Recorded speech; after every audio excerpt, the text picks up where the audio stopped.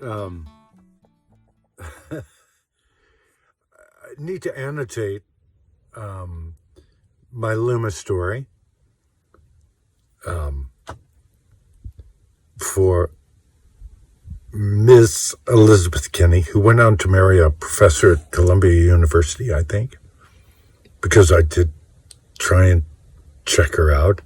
Whatever happened to your first love? Do you know? But we never consummated our romance.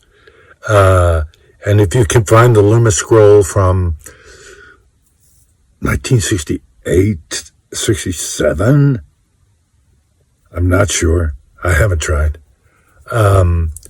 You'll find that in the short story, basically, they are a couple. It's their fantasy. And when they get back to the apartment and they're lying in my parents' bed, they both realize I did it better in the short story, but it ends with them just embracing and crying because they're just not old enough. And they both know it. And my romance with Ted was really about poetry and literature and romance and not lust or heavy petting. It was real Romeo and Juliet stuff. Except for the night scene. Romeo and Juliet did it. She was 15. But anyway, I digress. Yeah. But I've got to, we did. So to finish the story,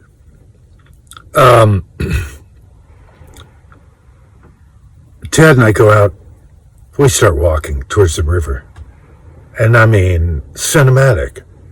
It's this field of like golden wheat and the dark backdrop of this virgin forest.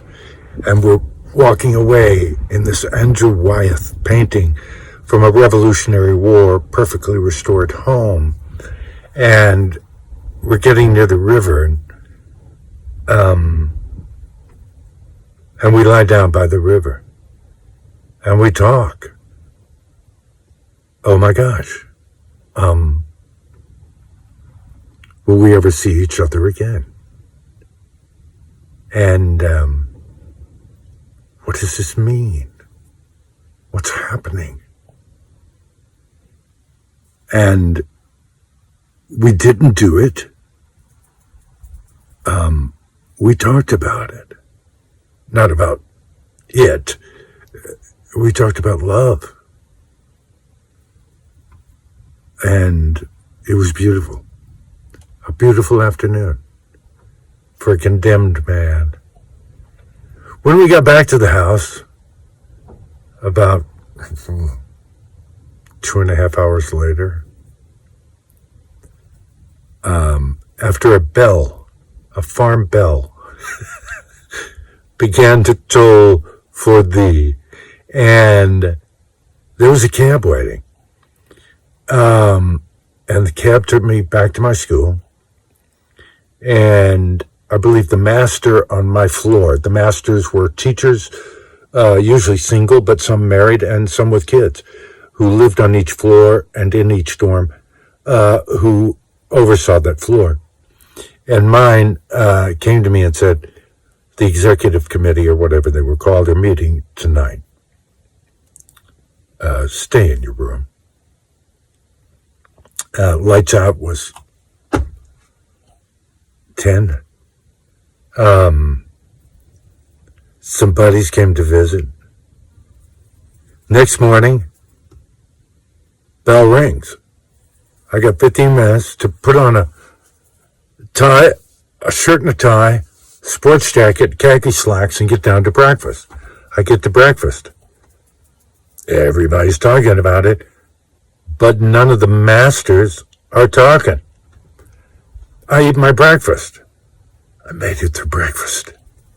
This is looking good. I'm 8 days from the end of my junior year. I passed. I've got A's and B's. I'm at a Connecticut prep school. I'm going to Brown, baby. Tell me it's Tufts. Come on. I go to first period. Yeah. Algebra 2. I don't know. I hated it. Nobody's come to me. I finished first hour. I'm thinking I'm going to make it through the year. I got to make it through the year. French class, second period, 10 minutes in. Parlez-vous français? Mais oui. Mr. Butler, report to Mr. Torrey's office right away. I walk the walk, the death row walk, and I go in, and it's prep school. It's wood, and it's history. There is gravitas, not just in this moment in my life, but in this room, when I open that giant door to the headmaster's office. And Mr. Torrey says, Mr. Butler, have a seat. And I sit down. He said, the executive committee met last night, and they voted for your expulsion, and that you be asked not to return next year. And I just began to loosen my tie and unbutton the button on my shirt. And he said, and we've spoken with your parents, and you'll be taken to the Hartford airport. You'll fly to New York and transfer there to St. Louis, where they've moved, I understand. And what are you doing? I said, I'm taking off my tie. He said, no, you can't do that. And I said, excuse me, did I misunderstand, or did you just expel me? And he said, yes.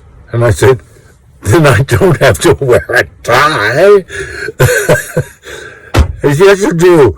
And I said, oh, and by the way, I'm going over to Chafee to say goodbye to my girlfriend. You can't do that. And I said, watch me. You just expelled me. I'm a citizen of the USA. Bye-bye. And I stand up. He goes, sit down, sit down. And I said, excuse me, you are no longer my headmaster. I wanted you as my headmaster. You busted me and my girlfriends. You expelled me for busting me. I'm free. I'm saying goodbye to my girlfriend. Sit down. I'll work it out. I come back. I sit down. He gets on the phone. He said,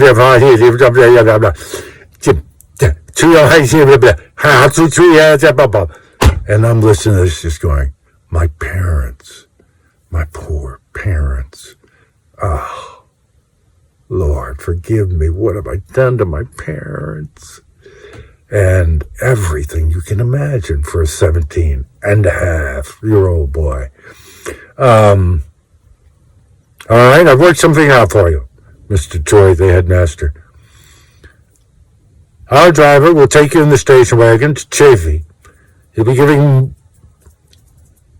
do whatever the headmistress says at Chafee. Then you'll return here. We'll collect your things for you. And then the driver will take you to Springfield Airport. Hartford, Springfield. Free ride. I don't have to walk. I don't have to take the bus. The old driver is sitting up front, and I'm just in back, basically decomposing and reforming and decomposing and reforming. We get to Chafee. The word's out. All the girls at Chafee know this, right? And I'm met at the door by the headmistress. And she said, you'll escort me to my parlor. You have 1 hour. And then you're going to leave. Conduct yourself like a gentleman, Mr. Butler. And I said, I will. Thank you. And she took me in, and there's the parlor in the Chafee Girls' School. And, it's all early American and couches and big chairs. And Dad's sitting on that couch, and tears are streaming down her face. Long brown hair, thin, blue eyes, weeping. And she sees me and our eyes meet. The headmistress closes the door. And she said, "I'm going to a convent." And I said, "Not yet." And second base, we had our Romeo and Juliet moment. Not consummated, but whew, it was not a breakup, It was not yeah. And the headmistress knocked. And when we let go of each other's hands, she said, "I'm going to shave my head and go to a convent." And I said, "If you do, I'll find that convent and get you." You can't make this stuff up. Especially the next scene. Headmistress takes me out. Thank you, headmistress. Front porch, station wagon, Loomis School, still sitting there. The old bald-headed driver guy. He's grinning at the lovesick puppy coming down. And in every window, and there were girls seated on the lawn because now it was lunchtime. So all the girls were out of class.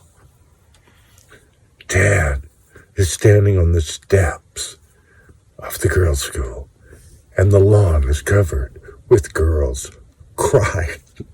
And they're all crying as we pull away. And I'm turned around looking out the back window of that Loomis School station wagon. To be continued.